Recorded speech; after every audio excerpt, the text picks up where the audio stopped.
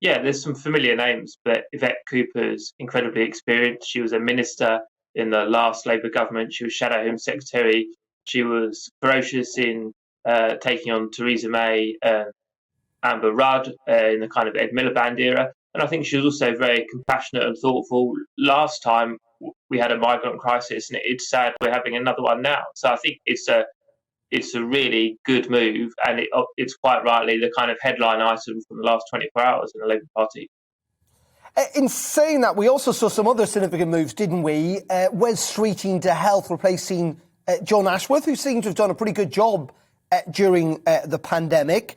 And Lord Faulkner kicked out of the Shadow Cabinet altogether, replaced by Emily Thornberry.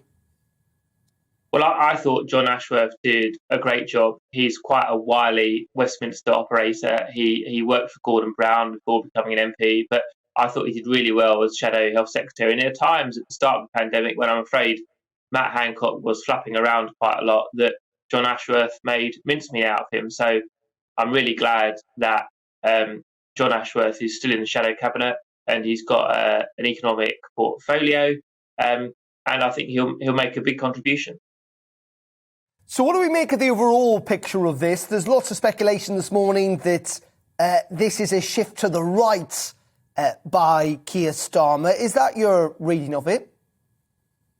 Well, I think we all like to put labels on a restructure. It's either, in the Labour Party, it's either shift to the right or the left. And in the Tories, it's either to the Brexity side or the Remainery side. But to me, it's come out quite well. First of all, it was completed within about 24 hours. So it was quite neat. We all know reshuffles can unravel at times, whatever party you're in. Secondly, there's a lot of experience in people like Ed Miliband and Yvette Cooper at the forefront. But also, there's some good communicators. I mean, you mentioned Wes Streeting, who's been an MP for, I think, 5 or 6 years, but he's actually still, as far as I'm aware, just under 40. He's quite young.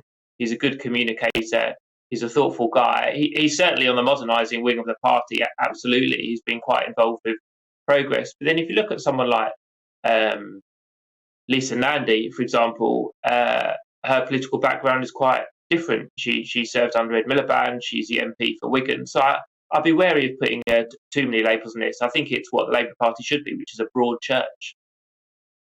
Love labels, Pete. Just in terms of the Angela Rayner stuff, what do you make of that? I mean, it was announced, wasn't it, during her speech?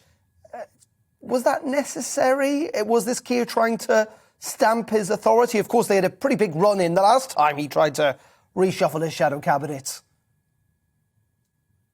Well, I don't think he's trying to stamp his authority per se.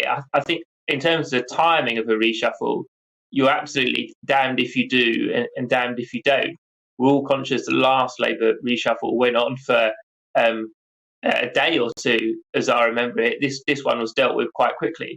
And also, I think if you're the leader and you're moving people around, some people have to leave the shadow cabinet, unfortunately, then I think it's just good management and courteous to talk to the people directly affected. So if someone's losing their job, it's just shows a bit of humanity to talk to them first before talking to your colleagues. And I think in terms of the actual kind of news agenda, it's always going to be very packed because sadly we've got these coronavirus developments. We've also this morning got the head of one of the security services giving a round of interviews and giving a speech. So I think kind of get in on a Monday morning and get on with it actually makes a bit of sense when you look at what else is happening this week. Like the Labour Party does need to get a bit of coverage for what it's doing, even as Brexit and the pandemic and everything else kind of dominates our lives.